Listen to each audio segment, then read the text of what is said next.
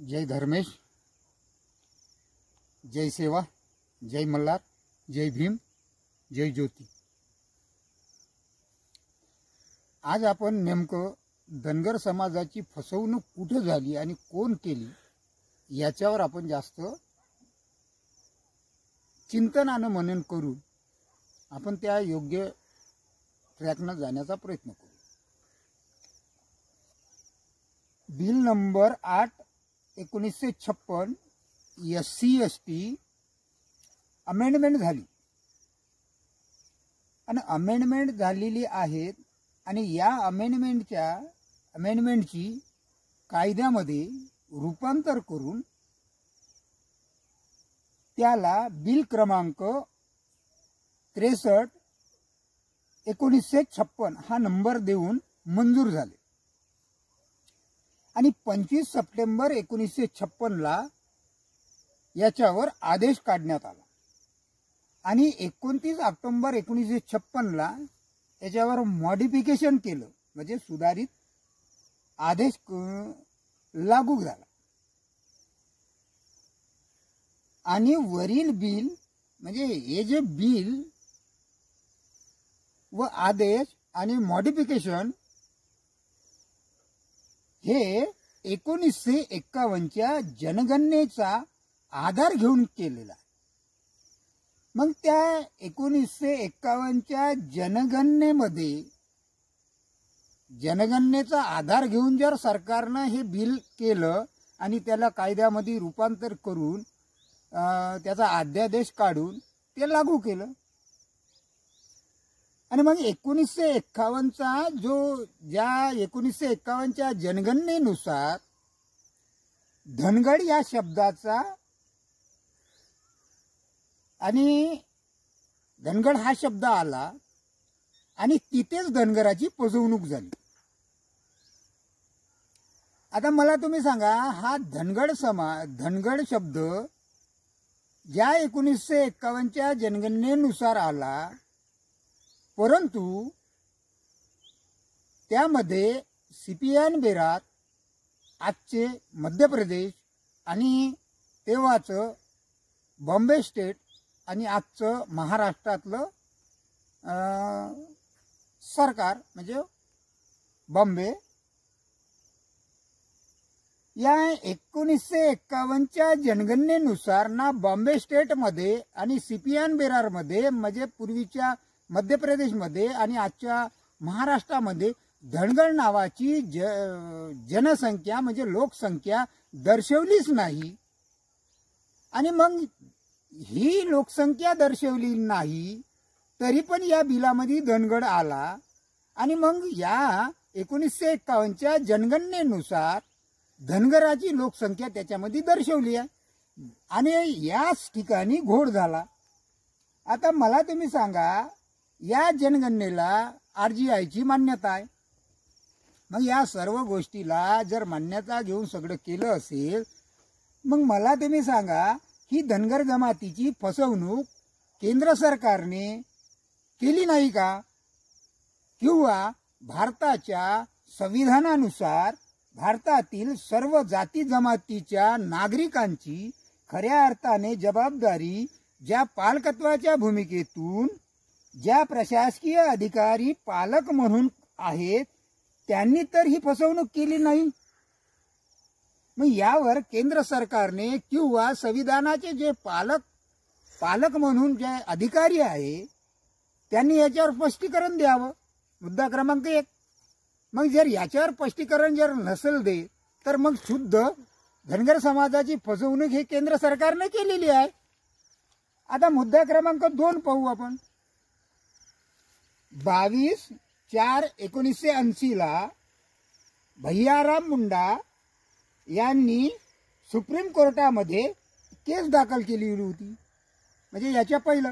परंतु या केसमध्ये 22/4/1980 ला SC/ST सूचीतील समानार्थी जाती आणि जमातीचा उल्लेख आलेला आहे आणि त्या सुप्रीम कोर्टाच्या समानार्थी जाती जमातीच्या आदेशानुसार केंद्र सरकारने सुद्धा सुप्रीम कोर्टात ते मान्य करून त्याचं तसं ॲफिडेविट दिलं की बा ह्या SC ST समूहामध्ये समानार्थी शब्दाच्या जाती उपलब्ध आहे, त्याच्यामुळे या जातीला हे म्हणतात, त्या जातीला ते म्हणतात, असं स्पष्टीकरण देऊन केंद्र सरकारनं ते मान्य केलं. आणि केंद्र सरकारच्या त्या ॲफिडेव्हिटनुसार सुप्रीम कोर्टाने तो न्याय दिला, म्हणजे आदेश केला. आता मला तुम्ही सांगा, त्या आदेशानुसार सर्व राज्यामध्ये SC आणि STच्या समानार्थी शब्दाच्या दुरुस्त्या व्हायला पाहिजे होत्या, परंतु केवळ आणि केवळ 6 राज्यामध्ये या SC ST जमातीच्या समानार्थी शब्दाच्या त्या ठिकाणच्या लोकप्रतिनिधींनी आपापल्या SC ST जाती जमातीच्या लोकांना न्याय देण्यासाठी आपापल्या राज्य सरकारला केंद्र सरकारच्या ॲफिडेव्हिटनुसार, सुप्रीम कोर्टात दिलेल्या ॲफिडेव्हिटनुसार व सुप्रीम कोर्टाच्या आदेशानुसार ते पटवून देऊन त्या जमातीला त्या राज्यामध्ये न्याय दिला. आता त्यामध्ये बिहार आहे, बिहारला 23/5/81ला न्याय दिला, ओरिसाला 23/5/81ला न्याय दिला, गुजरातला दिला, हरियाणामध्ये त्या सरकारला दिला, त्या जमातीला दिला, जम्मू काश्मीरमध्ये दिला आणि कर्नाटकमध्ये दिला. परंतु या महाराष्ट्रामध्ये अजूनपर्यंत या धनगर जमातीला जो समानार्थी शब्द किंवा घोळ झालेला आहे यावर आतापर्यंत न्याय मिळालेला नाही, म्हणून धनगर जमात संघर्ष करते. आता मला तुम्ही सांगा, मुद्दा क्रमांक 3, 119/1967 बिल आहे, लोकसभा व राज्यसभेत मंजूर केलं, परंतु त्याच्यावर जॉईंट पार्लमेंट कमिटी नेमली व त्या जॉईंट पार्लमेंट कमिटीने सुद्धा मान्य केलं का त्यानुसार या समानार्थी जमातीचा आहे त्याची अंमलबजावणी व्हावी म्हणून, परंतु ते झालेलं दिसत नाही. दुसरं बिल आहे 315 नंबर 2015चं बिल आहे, श्री बारणे साहेबांनी, खासदार मावळते यांनी सभागृहात सादर केलं, परंतु त्यावर आजतागायत कुठलीही कारवाई झालेली दिसत नाही. 2016ला 325 नंबरचं बिल आहे आणि ते 2016ला दुरुस्ती बिल म्हणून संबंधित ते शिफारस आहे आणि महाराष्ट्रातल्या 22 खासदाराची त्या दुरुस्तीला शिफारस आहे, परंतु त्यावर आजतागत कुठलीही राज्य सरकारनी किंवा केंद्र सरकारनी याच्यावर अजूनही न्याय दिलेला नाही किंवा त्याची अंमलबजावणी केलेली नाही, किंवा त्यानुसार धनगर जमातीला किंवा विविध ज्या जमाती अन्यायग्रस्त जमाती आहे त्या अन्यायग्रस्त जमातीला न्याय मिळाला पाहिजे होता, परंतु कुठेतरी केंद्र सरकार, राज्य सरकार आणि आमचे जे लोकप्रतिनिधी गेलेले आहे, ज्या ज्या क्षेत्रातून लोकप्रतिनिधी गेले, हे लोकप्रतिनिधी कुठेतरी पॉवरमध्ये नाहीत का, असा शंका आम्हा सर्व जमातीतल्या लोकांना, अन्यायग्रस्त जमातीतल्या लोकांना येतं हो. कारण आमच्या प्रश्न सभागृहामध्ये मांडण्यासाठी ज्या लोकप्रतिनिधीला आम्ही आमच्या मताधिकाऱ्यानं पाठवले, परंतु ते कुठेतरी महाराष्ट्रामध्ये आमच्या ST मधल्या एकूण 47 जमाती आहे आणि त्यांची 1,05,10,000 अशी लोकसंख्या आहे. मग या 1,05,00,000 लोकसंख्येचा जो आदिवासीचा जो 47 जातीचा समूह आहे, मग या 47 जमातीपैकी जनगणना करताना 47 जातीची करतात आणि त्यांची लोकसंख्या दर्शवतात, परंतु न्याय देताना फक्त 12 जातीला न्याय देतात आणि 12 जातीची लोकसंख्या आहे 43 लाख आणि उर्वरित 62 ते 63 लाख जे अन्यायग्रस्त जमाती आहे त्या जमातीला कुठेतरी न्याय हे सरकार किंवा प्रशासकीय संविधानाच्या माध्यमातून जे आमच्या नागरिकाची जबाबदारी आहे ते प्रशासकीय अधिकारी आम्हाला या 33 जमातीला न्याय देऊन पाहत नाही। म्हणून महाराष्ट्रामध्ये गेल्या अनेक वर्षापासून हा आंदोलनाच्या माध्यमातून, मोर्चाच्या माध्यमातून, निवेदनाच्या माध्यमातून, रक्तरंजित निवेदनाच्या माध्यमातून या 33 अन्यायग्रस्त जमाती संघर्ष करत आहे। परंतु ज्या फसवणूक करून जमाती त्यामध्ये घुसलेल्या आहे त्या जमातीचे लोकप्रतिनिधी राजकीय क्षेत्रामध्ये, शैक्षणिक क्षेत्रामध्ये आणि आर्थिक क्षेत्रामध्ये बळकट असल्यामुळे आणि त्यांनी कब्जा करून बसल्यामुळे कुठेतरी हे लोक त्या प्रशासकीय यांनी शासनाचे आणि प्रशासनावर दबाव आणून या 33 जमातीला न्याय मिळवून देत नाही।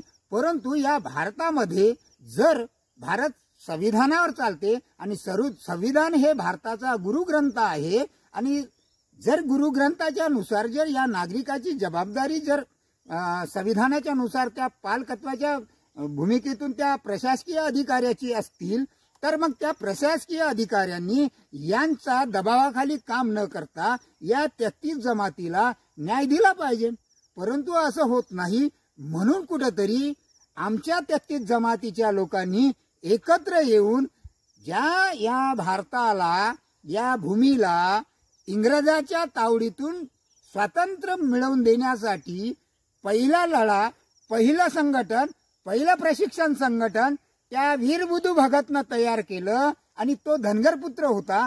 त्या प्रकारचं संघटन तयार करून त्या जत्रा भगतच्या नावावर ज्या प्रकारे इंग्रजांनी सातबारा दिला या जमिनीचा, त्याच प्रकारे ही भूमी ईश्वराने निर्माण केलेली आहे आणि ही भूमी आमच्या बापाची आहे, आम्ही कोणाला टॅक्स देणार नाही अशी भूमिका त्या काळामध्ये जर ते आमच्या महापुरुषांनी घेतली असेल आणि मग त्याच धर्तीवर त्यांचेच वंशज जर आम्ही असेल तर आम्ही 33 जमाती अन्यायग्रस्त व अन्याय का सहन करावा। म्हणून कुठेतरी आज रोजी सर्व जमातीतल्या नवतरुण पोरांनी आणि महिलांनी आणि पुरुषांनी, सामाजिक कार्यकर्त्यांनी कुठेतरी वीरबुधू भगत होऊन या बलाढ्य अशा सरकारला निस्तनाबूत केलं पाहिजे आणि आपले हक्क आपण घेतले पाहिजे। कारण हक्क हिरावून भेटत असते, मागून भेटत नाही।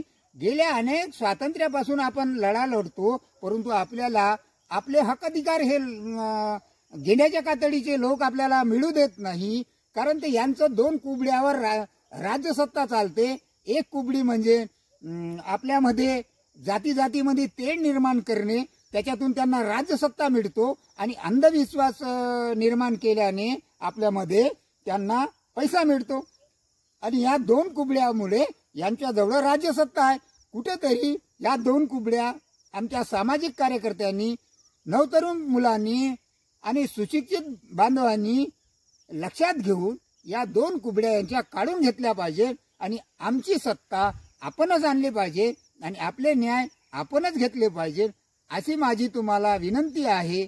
म्हणून कुठेतरी आज रोजी काळाची गरज आहे का सर्व लोकांनी जो आपला जनजमीन जंगलशी निगडीत असलेला इतिहास आहे, जो भूगोल आहे, तो भूगोल, तो इतिहास, ते महापुरुष ज्या या गेंड्याच्या कातडीच्या लोकांनी त्याच्यावर पडदा टाकून झाकून ठेवलेला आहे, तो इतिहास कुठेतरी पुढे आणण्याचा प्रयत्न केला पाहिजे। कारण तर आपण ज्या जमातीत जन्माला आलो त्या जमातीचं ऋण आपल्याला फेडावं लागतो आणि ते ऋण आपण या इतिहासाच्या माध्यमातून, जो इतिहास झाकलेला आहे आपला, त्या इतिहासाला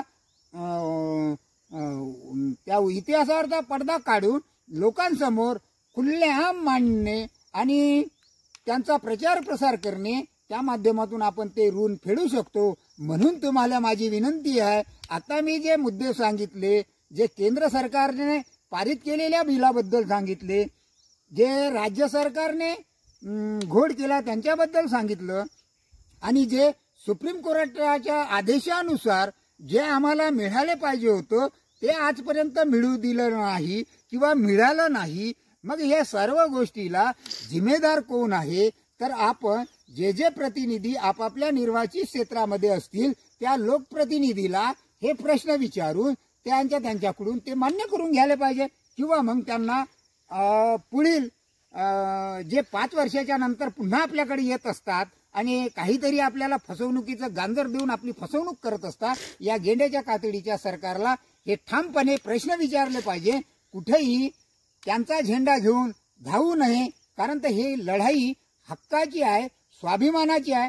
जोपर्यंत आपण स्वाभिमानानं लढू नाही तोपर्यंत आपल्याला आपले हक्क मिळणार नाही. म्हणून कुठेतरी माझं आव्हान आहे का वीर बुधू भगत सारखं पहिलं संघटन प्रशिक्षण करून आपल्याला उभं करावं लागेल. कारण आज रोजी तलवार हातात घ्यायची गरज नाही, परंतु पेनीच्या आधारे आपण कुठल्याही सभागृहात कुठलीही लढाई जिंकू शकतो. म्हणून आपल्याला वाचन आणि त्या योग्य दिशेनं जाऊन आपल्याला आपली लढाई जिंकून घ्यायची आहे. म्हणून कुठेतरी कोणाच्याही या गेंड्याच्या कातडीच्या लोकांच्या भावनात्मक भाषणाला भूलथापेला बळी न पडता आपली फसवणूक करून घेऊन किंवा आपल्या समाजाची फसवणूक करून घेऊन आपण काही साध्य करणार आहोत का. म्हणून हे साध्य थोडंसं स्वार्थ बाजूला ठेवून समाजाचा स्वार्थ साधा, की समाजाला जेणेकरून या 33 अन्यायग्रस्त जमातीला न्याय मिळाला पाहिजे, याच्यासाठी लढ्यासाठी लोकांनी समोर यावे, एवढीच मी तुमच्या माध्यमातून विनंती करतो. हा व्हिडिओ जे कोणी पाहत असतील त्यांनी याला सबस्क्राईब करावे आणि पुढे लोकांपर्यंत पाठवावे, एवढीच मी तुमच्याकडून आशा आणि अपेक्षा करतो आणि थांबतो.